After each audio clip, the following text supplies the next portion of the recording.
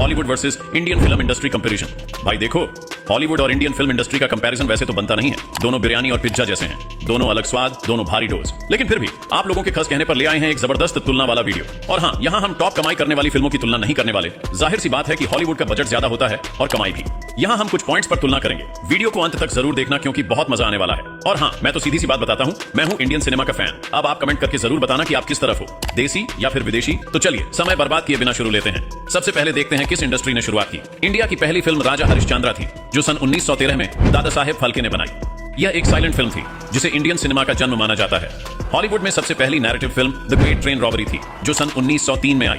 यह भी एक साइलेंट फिल्म थी और इसी से हॉलीवुड के कमर्शियल सिनेमा का रास्ता बना।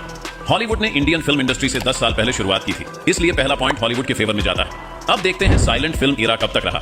इंडिया का साइलेंट इरा 1913 से लेकर 1931 तक रहा। इस दौरान लगभग 130 साइलेंट फिल्म्स बनाई गईं। इनमें मिथोलॉजिकल और हिस्टोरिकल कहानियों पर ज्यादा फोकस था, जैसे राजा हरिश्चंद्र और लंका दहन। इंडिया की पहली टॉकी फिल्म थी अलम आरा, जो सन 1931 में रिलीज हुई थी, जिसमें पहली बार डायलॉग्स और गाने सुनने को मिले। इंडिया की पहली फुल कलर फिल्म थी किसान कन्या, जो सन 1937 में आई थी। लेकिन कलर फिल्म्स का प्रॉपर्ली कमर्शियल यूज 50 के दशक के बाद हुआ, जैसे आन, जो 1952 में रिलीज हुई थी, और मुगल-ए-आजम 1960 में। हॉलीवुड का साइलेंट इरा 1903 से लेकर 1927 तक चला और इस वक्त उन्होंने 1000 से ज्यादा साइलेंट फिल्म्स बनाई। चार्ली चैपलिन जैसे आइकॉनिक स्टार्स ने इस दौर को दुनिया भर में मशहूर बनाया। टॉकी में देखा जाए तो हॉलीवुड ने इंडिया से 4 साल पहले सन 1927 में द जैज सिंगर के जरिए टॉकी इरा की शुरुआत की। कलर फिल्म में देखा जाए तो हॉलीवुड की पहली टेक्निकलर फिल्म थी बेगी शार्क, जो सन 1935 में रिलीज हुई थी। लेकिन कलर का मास यूज 1940 के दौरान पॉपुलर हुआ। ये पॉइंट भी हॉलीवुड का, क्योंकि हॉलीवुड साइलेंट फिल्मों से लेकर कलर फिल्मों तक इंडिया से आगे ही रहा। अगर गोल्डन एज पीरियड की बात की जाए तो इंडिया का गोल्डन एज माना जाता है लेट 1940 से 1960 के बीच।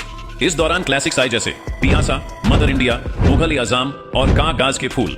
यह ईरा कंटेंट, म्यूजिक और स्टोरी टेलिंग में गोल्ड स्टैंडर्ड था। हॉलीवुड का गोल्डन एज था लेट 1920 से अर्ली 1960, स्टूडियो सिस्टम का जमाना। सुपर हिट फिल्म्स थी Casablanca, Citizen Kane, Ben Hur, Gone with the wind.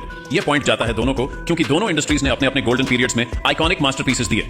अगर क्वांटिटी में कंपेयर करें तो इंडिया हर साल 1500 से ज्यादा फिल्म्स बनाता है, जो मल्टीपल लैंग्वेजेस में होती हैं, जैसे हिंदी, तमिल, तेलुगु, मलयालम, कन्नड़ा, बंगाली आदि। हर रीजन का अपना फिल्म इंडस्ट्री है। ये क्वांटिटी दुनिया में सबसे ज्यादा है। हॉलीवुड में क्वालिटी तो हाई होती है, लेकिन एनुअल आउटपुट इंडिया के आसपास भी नहीं होती। क्वांटिटी में ये पॉइंट जाता है इंडियन फिल्म इंडस्ट्री को, क्योंकि फिल्म प्रोडक्शन क्वांटिटी में इंडिया सबसे आगे है और हर ऑडियंस के लिए कंटेंट प्रोड्यूस करता है। ग्लोबल एक्सपेंशन और ऑडियंस रीच में देखा जाए तो पहले इंडियन फिल्म्स मुख्यतः डोमेस्टिक और एनआरआई ऑडियंस तक लिमिटेड थी, लेकिन अब साउथ इंडियन सिनेमा, बाहुबली और आरआरआर जैसी फिल्मों ने जापान, रशिया और यूएसए तक रीच बनाई। ओटीटी प्लेटफॉर्म्स ने भी ऑडियंस ग्लोबल बना दी। वहीं पर हॉलीवुड ने शुरुआत से ही ग्लोबल ऑडियंस टारगेट की। इंग्लिश लैंग्वेज और स्ट्रॉन्ग डिस्ट्रीब्यूशन नेटवर्क्स की वजह से उनकी हर फिल्म दुनिया के हर कोने में रिलीज होती है। पॉइंट हॉलीवुड का, हॉलीवुड क्लियरली विन करता है, क्योंकि ज्यादा बजट, यूनिवर्सल थीम्स और इंटरनेशनल मार्केटिंग में हॉलीवुड आगे है। इंडिया में कई ऐसी फिल्में बनी जो छोटे बजट से बनाई गईं, पर उन्होंने बॉक्स ऑफिस पे धमाका कर दिया, जैसे सीक्रेट सुपरस्टार, स्ट्रीट, दंगल। इनमें स्टोरी और ऑडियंस एंगेजमेंट स्ट्रॉन्ग था। हॉलीवुड ब्लॉकबस्टर्स का बजट हाई होता है और रिस्क भी ज्यादा होता है। ये पॉइंट जाता है इंडियन फिल्म इंडस्ट्री को, क्योंकि कम बजट में भी बड़ा इंपैक्ट क्रिएट करने की कैपेसिटी रखती है। अगर बजट का तुलना करें तो इंडियन फिल्म इंडस्ट्री की ज्यादातर फिल्में 50 से 100 करोड़ के बीच बनती हैं। कुछ ब्लॉकबस्टर्स जैसे ब्रह्मास्त्र, आरआरआर और पुष्पा 2 जैसी फिल्में 500 करोड़ तक गई हैं। वहीं हॉलीवुड का टिपिकल बजट 100 से 300 मिलियन डॉलर होता है। एंड गेम, एवाटार 2 जैसे प्रोजेक्ट्स 350 मिलियन डॉलर से भी ज्यादा तक जाते हैं। हर डिपार्टमेंट में मैसिव इन्वेस्टमेंट होती है। ये पॉइंट भी हॉलीवुड का, हॉलीवुड लीड करता है, क्योंकि स्टूडियो सिस्टम स्ट्रॉन्ग है, स्पॉन्सर्स और इन्वेस्टर्स का ट्रस्ट ज्यादा है। एक नजर बॉक्स ऑफिस कलेक्शन पर डालते हैं। इंडियन फिल्म इंडस्ट्री को देखें तो इंडिया में एवरेज 1000 करोड़ तक कलेक्शन होती है। दंगल, आरआरआर, पठान जैसी बहुत सी फिल्मों ने ये क्रॉस किया है। लेकिन अगर हम एवरेज लेकर चलें तो 1000 करोड़ तक होती है। दूसरी तरफ हॉलीवुड को देखें तो बॉक्स ऑफिस में $1 बिलियन क्लब काफी कॉमन है। फ्यूरियस 7, एवाटार, एंड गेम, हर कॉन्टिनेंट से रेवेन्यू जनरेट होता है। यहाँ भी पॉइंट हॉलीवुड को जाता है, क्योंकि हॉलीवुड का बॉक्स ऑफिस कलेक्शन बहुत ज्यादा है। लेकिन इसकी एक वजह भी है कि मूवीज वर्ल्ड वाइड रिलीज होती हैं। इनकी टिकट प्राइस भी बहुत हाई होती है और मार्केटिंग में बहुत बजट यूज करते हैं। सॉन्ग और डांस में देखें तो इंडिया की फिल्मों में म्यूजिक और डांस सिर्फ एंटरटेनमेंट नहीं, बल्कि स्टोरी का एक इंपॉर्टेंट हिस्सा होते हैं। शुरुआत से ही अलम आरा जैसी फिल्मों में गाने डाले गए, जो आज तक इंडियन सिनेमा की पहचान है। हर जॉनर, चाहे एक्शन हो, रोमांस हो या ड्रामा, म्यूजिक की स्ट्रॉन्ग प्रेजेंस होती है। हॉलीवुड में म्यूजिकल्स तो हैं, लेकिन हर फिल्म में गाने नहीं होते। सॉन्ग्स मोस्टली बैकग्राउंड स्कोर तक लिमिटेड होते हैं। ये पॉइंट जाता है इंडियन फिल्म इंडस्ट्री को, क्योंकि सॉन्ग्स और डांस इंडियन फिल्म्स की सोल हैं, जो ऑडियंस को इमोशनली कनेक्ट करते हैं।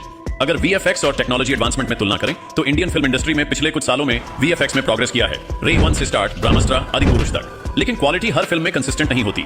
वहीं हॉलीवुड ने वीएफएक्स इंडस्ट्री को शेप दिया। आईएलएम, वीटा और मार्वल स्टूडियोज जैसे नाम वर्ल्ड स्टैंडर्ड हैं। हर शॉट पॉलिश और रियलिज्म के साथ होता है। पॉइंट जाता है हॉलीवुड को, क्योंकि वीएफएक्स में तो हॉलीवुड का मुकाबला ही नहीं। लेकिन इनके पास अगर वीएफएक्स है तो हमारे पास इमोशन है। फैमिली और कल्चरल वैल्यूज की बात करें तो इंडियन फिल्म्स में परिवार, रिश्ते, संस्कार और इमोशंस का बहुत ज्यादा फोकस होता है। हम आपके हैं काउंट, काफी खुशी काफी गम और दृश्यम जैसी फिल्में इसका परफेक्ट एग्जांपल हैं। हॉलीवुड में स्टोरीज अक्सर इंडिविजुअलिज्म, वायलेंस या डार्क थीम्स के अराउंड होती हैं। यह पॉइंट इंडियन फिल्म इंडस्ट्री को जाता है क्योंकि कल्चरल और फैमिली वैल्यूज को स्ट्रांगली रिप्रेजेंट करती हैं Indian movies. Multi language reach Indian films multiple languages में डब होती हैं और एक ही फिल्म देश के हर कोने में रिलीज होती है।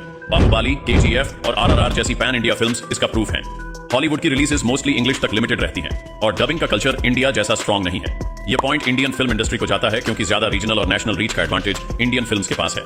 तो बस दोस्तों, यह था हमारा एक छोटा सा कंपैरिजन। अब आप कमेंट करके जरूर बताना कि अगला कंपैरिजन किस पर होना चाहिए।